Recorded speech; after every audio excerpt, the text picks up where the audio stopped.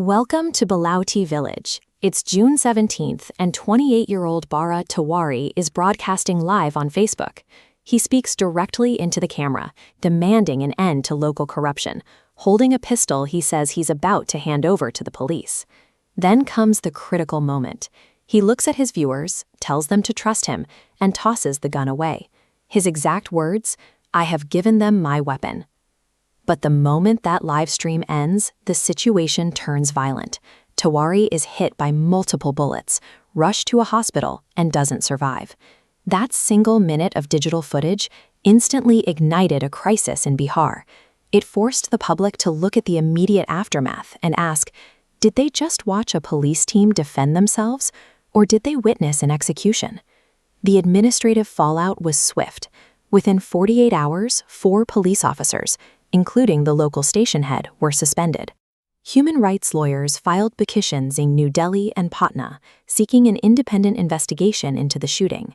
The pressure reached the chief minister's office, resulting in an order for a high-level judicial probe overseen by a retired high court judge to establish the facts of the encounter. The judicial inquiry must now reconcile a video of a surrender with a police report describing an immediate shootout. In the gap between the two, the credibility of the local administration is under trial. To understand why this erupted, we have to look at the day before the shooting. On June 16th, police arrived at Tiwari's home following reports that he had been brandishing a weapon in public. The police department's official statement that day was specific. They labeled Tiwari mentally unstable and claimed they were preparing to move him to a mental health facility for treatment.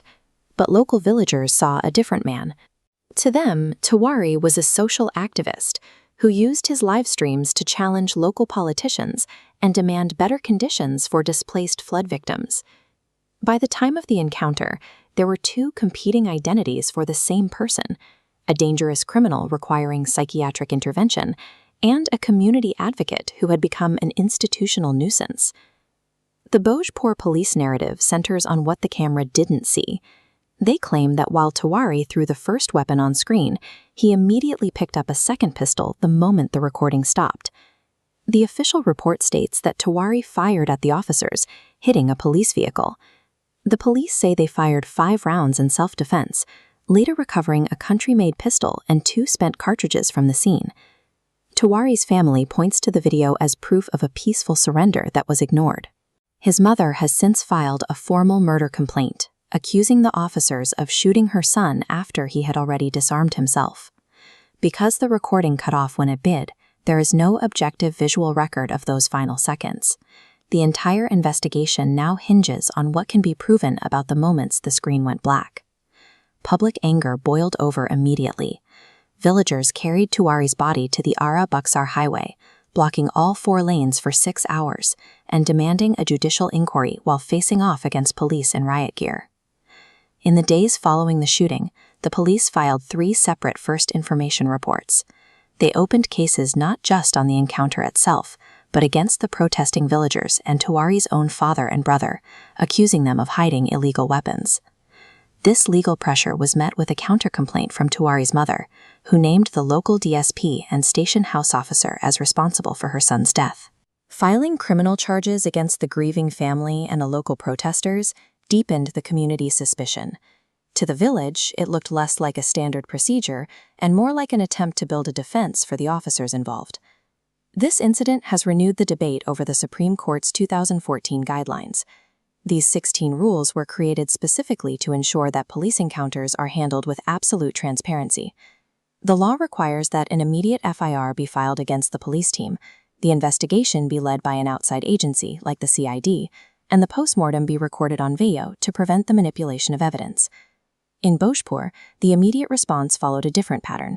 Instead of an outside probe taking over, the local police took the lead, filing their own charges against the victim's family and the local protesters.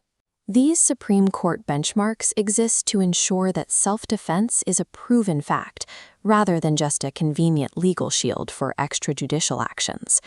That lack of transparency turned the encounter into a political crisis.